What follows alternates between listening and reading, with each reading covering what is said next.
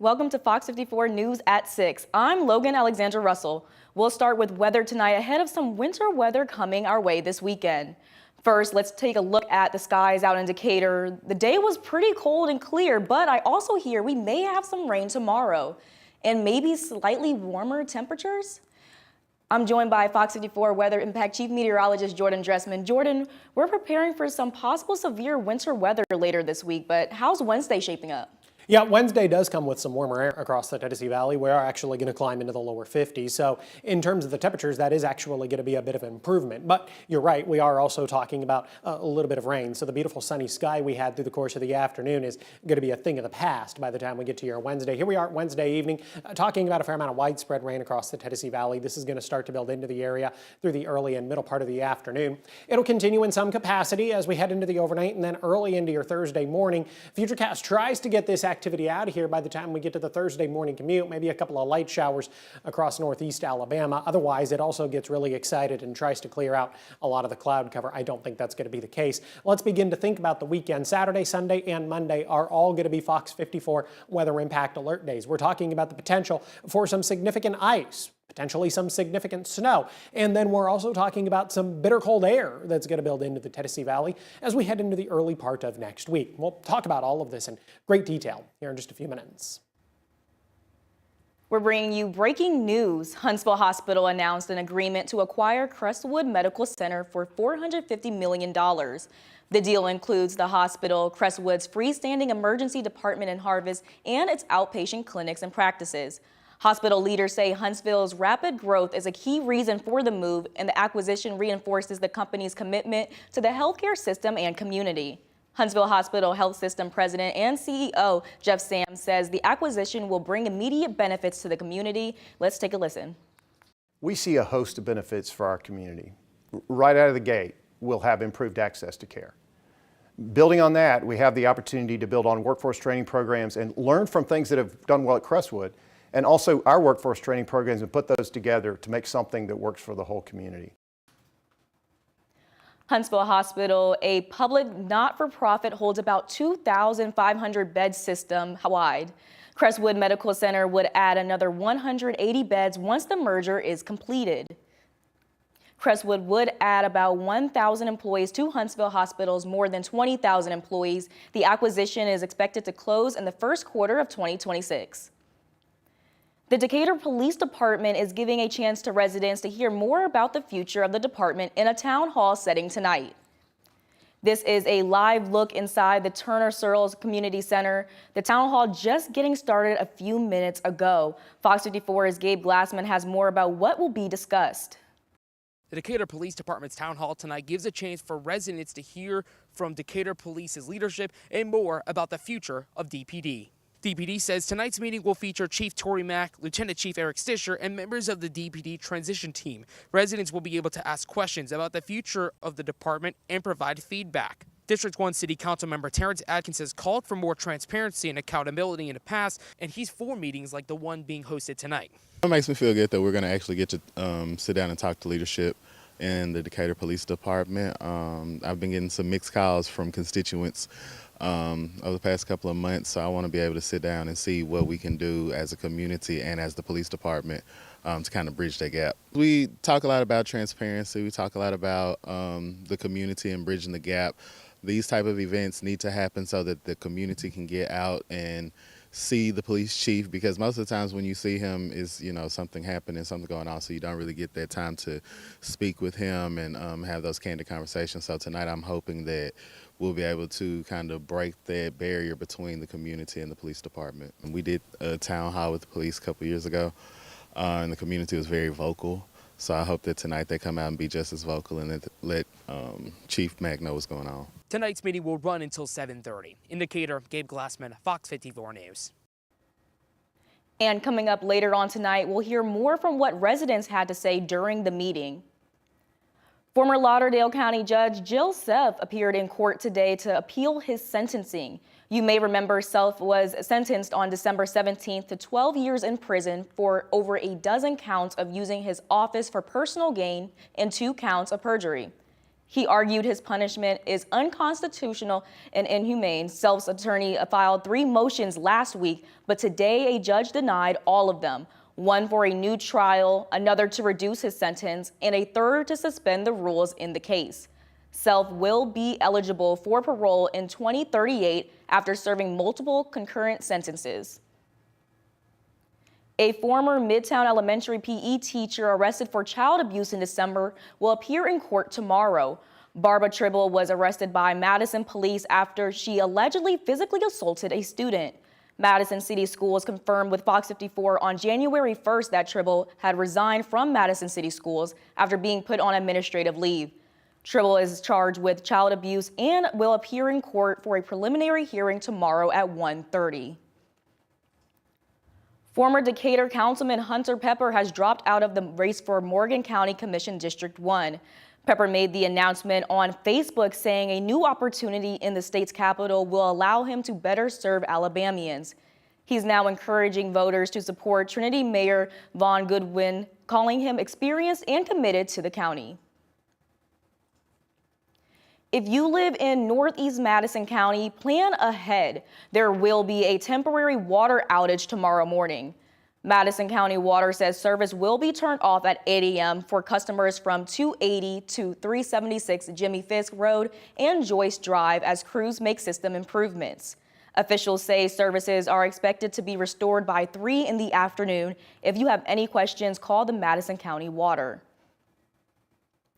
Across the country, the Free America walkout took place to protest against the Trump administration and authoritarian policies, but one Huntsville group is doing things a little differently through a walk-in. Indivisible North Alabama visited one Walmart store to show support for local workers by handing out goodies. For Amy Price with Indivisible, she says the event was important to remind workers about what they do for people. If you are a worker and you can take a pause, but we also are aware that everyone can't take that pause. And we're just going to thank the workers who are there and just kind of connect with them and, hand out stickers and just thank them for the work that they do, because we learned in 2020 that they're essential, and a lot of them have not been treated like the essential workers that they are. And Indivisible tells Fox 54 they plan to hold a large-scale protest later this month, with details to be announced later. Huntsville International Airport set a new record in 2025 with more than 1.7 million passengers passing through. This is a 5.3% increase from 2024. Airport Authority Chair Joey Sussy says the milestone reflects Alabama's growth and continued investment in the airport. Officials say expanded capacity and strong performance from airline partners drove the increase, with nonstop service now available to 19 destinations.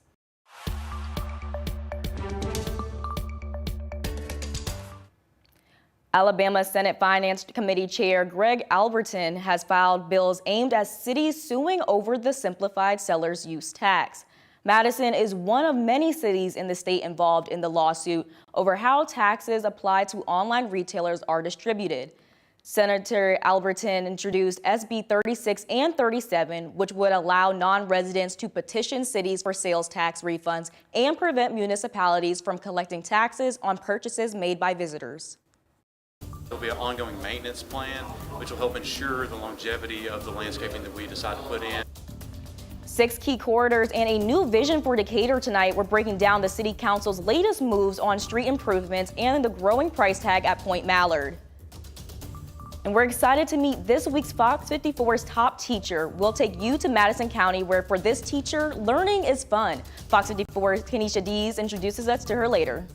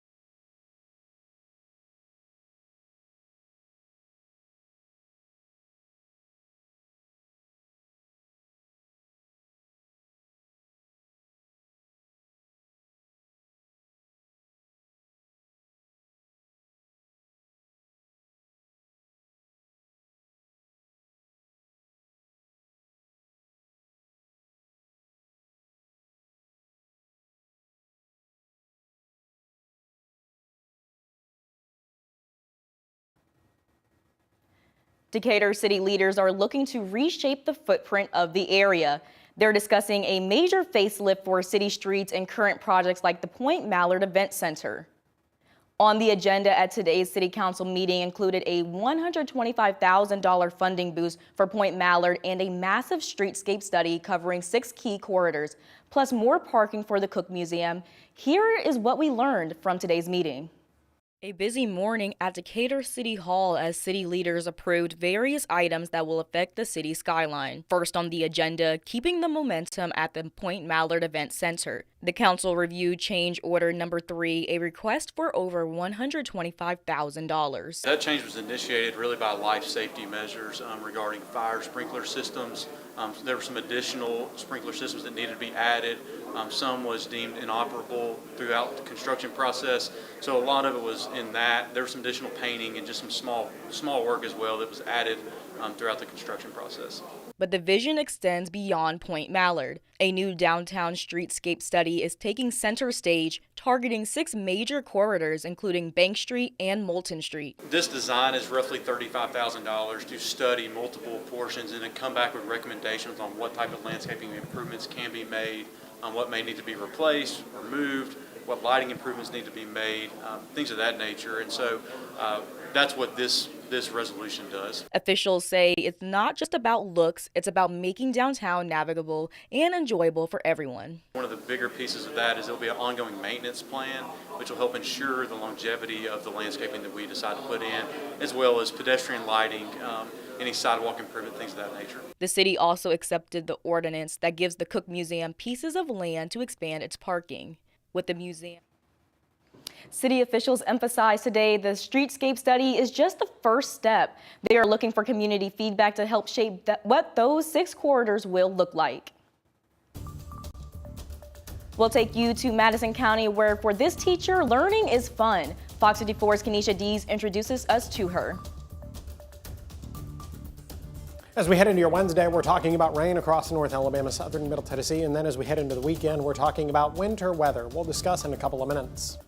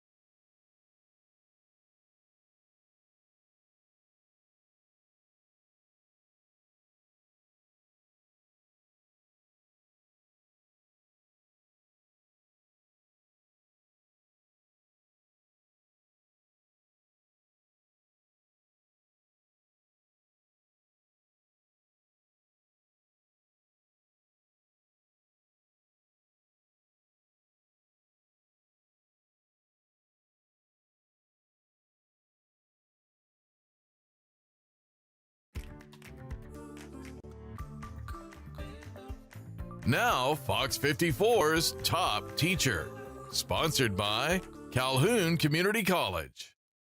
I'm excited to introduce this educator. She's from California, but has made Madison County home. I'm told she pours her whole heart into her 3rd graders, doing the little things that show she really cares. For example, checking in on her students' well-being throughout the day. Meet this week's Fox 54's top teacher, Michelle Ocampo from Legacy Elementary School. Let's backtrack and let's do a weighted together. Enter Michelle Ocampo's class. Weighted. And you'll find a little piece of the happiest place on earth. Ocampo is from the West Coast. We are a military family, so I started in California. And she's planted in North Alabama at Endeavor Elementary School. For 7 years, she's been teaching and says she loves the third graders. It's a really fun year with great curriculum. I mean, we get to multiply all year and fractions, and just the curriculum that we learn is a lot of fun. And for her, no day is the same. There's no 2 days that repeat. The kids also keep me pretty young, I'm not gonna lie. I love being around them every day and spending my day with them. Ocampo says fun and engaging activities are what helps her third graders excel. Right now we're practicing some spelling, but I do enjoy, I would say my passion, where I love teaching, is math. So I love working with manipulatives with them and just finding ways to bring math to real life. Assistant Principal Joseph Spann is a witness to the work Ocampo puts in both subjects too. She works with our students, helping them excel both in reading and math. But not only that in their academic, but also in their social development.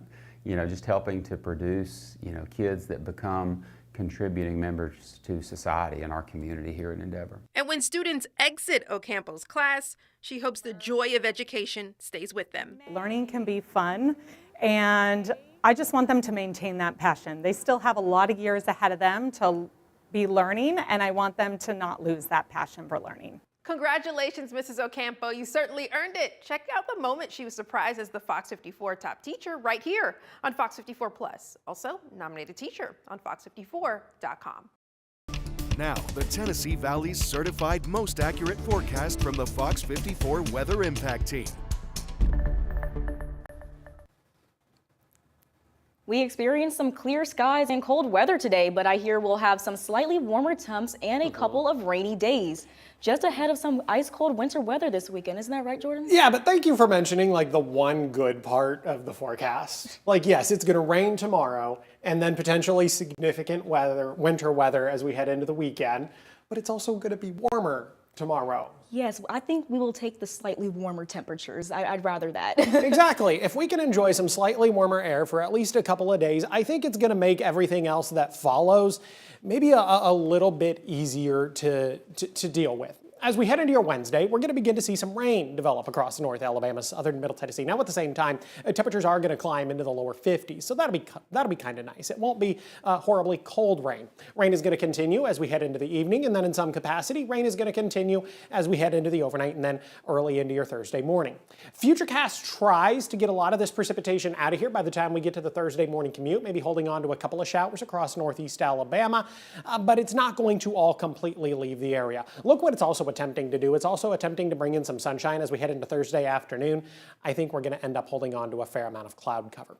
Let's talk about Saturday, Sunday, and Monday. All 3 days are going to be Fox 54 weather impact alert days. We're talking about a variety of things across the Tennessee Valley. We're talking about potentially some significant ice, some significant snow, and then at the same time, we're also talking about some bitterly cold air that's going to develop as we head into your Monday. As of right now, I just simply want you to pay attention to the forecast. The forecast is very fluid, and it's going to continue to change over the next day or day and a half. All of this is coming from really two different things: the potential for some winter precipitation and some insanely cold air. The combination of the two is going to make for a prolonged impact across the Tennessee Valley. The impact is going to be felt not just Saturday, Sunday, and Monday, but then potentially as we head into your Tuesday as well. I'll show you in the 7-day forecast that it's not going to be until Tuesday before temperatures actually rise above freezing.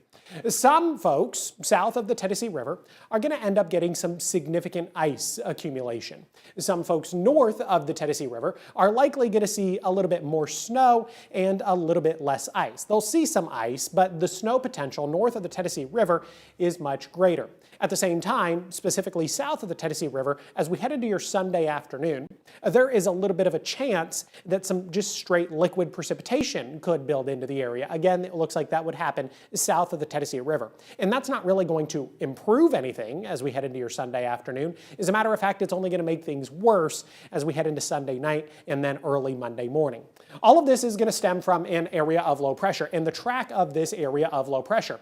Let's say the low decides to track a little bit further to the south, say along the Florida Panhandle or along the Gulf Coast. Then we're going to end up getting more snow across the entire Tennessee Valley and less ice. But let's say it tracks a little bit further to the north, say across Birmingham or across Montgomery, then that snow ice line is also going to be pushed a little bit further to the north, and we're going to get more ice and maybe even a little bit of liquid precipitation across the Tennessee Valley as opposed to snow. So it's something very fluid and something we're going to continue to watch and evaluate over the next couple of days. Here are my current thoughts as far as precipitation type is concerned. Along the Alabama-Tennessee state line, for the most part, we're just talking about mostly snow and less ice. Up there, snow totals are going to be the greatest. Then you kind of get to this light blue section across the heart of the Tennessee Valley. We're talking about a pretty solid mix of snow and ice.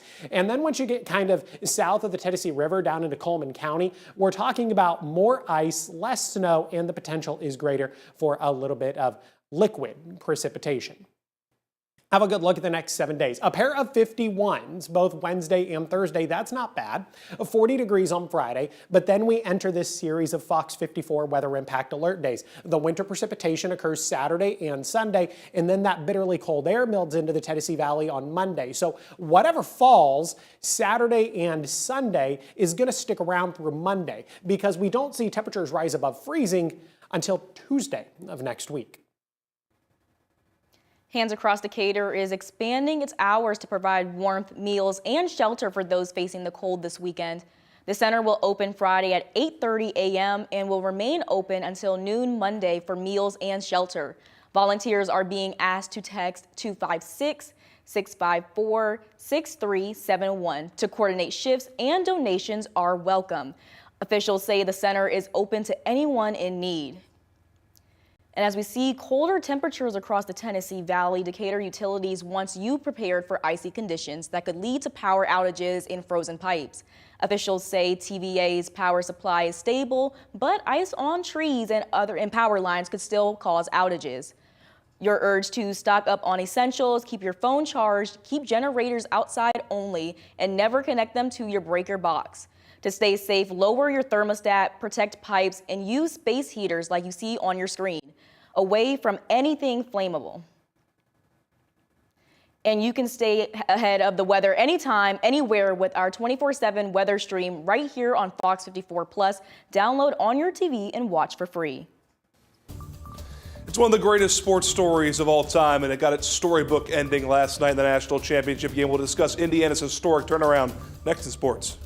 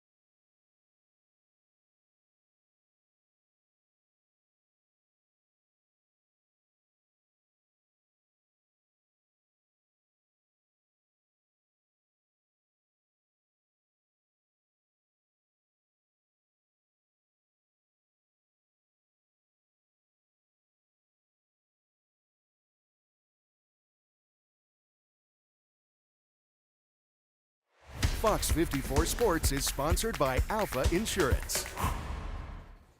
A magical season coronated with a national championship. Good evening and welcome into sports. Last night, Indiana, once considered one of the worst programs in the history of college football, won the CFP national title and completed a perfect 16-0 season. Just 2 years ago, the Hoosiers were coming off a 3-9 season, and it was their third straight year of winning 4 or less games, and their last conference championship was all the way back in the LBJ administration, 1968. And coming to present day, IU has completed one of the quickest and most impressive rebuilds in sports history. And Indiana head coach Curt Cignetti, the man who said Google me before he coached a single game at IU, well, he did a masterful job of recruiting, culture setting, and coaching to make this all happen in just 2 seasons. I guess we're 27-2 since Indiana, but we're 16-0. 16. National champions at Indiana University, which I know a lot of people thought was never possible. It probably is one of the greatest sports stories of all time, but it's all because of these guys and the staff.